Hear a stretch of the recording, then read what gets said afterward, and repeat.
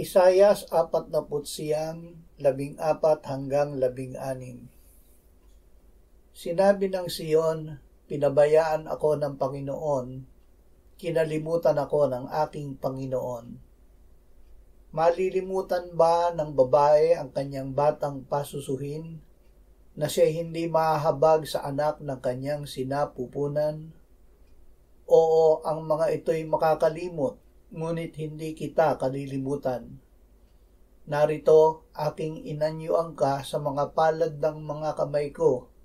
Ang iyong mga pader ay laging nasa harapan ko.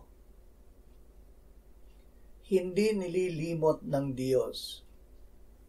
Diyos ang nagbigay ng buhay sa sanggol sa sinapupunan ng kanyang ina. Mula sa Diyos ang buhay ng ina na pinagmumula ng buhay ng sanggol sa kanyang sinapupunan. Diyos din ang nagbibigay sa ina ng gatas sa kanyang dibdib para sa anak niyang pasusuhin. Ginawa ng Diyos na likas sa ina na huwag malimutan ang kanyang sanggol. Sinabi ng Diyos na kung may inaman na makalimot, siya ay hindi makakalimot. Siya ang nagbigay sa atin ng buhay na walang hanggan noong tayo ay sumampalataya sa Panginoong Hesus.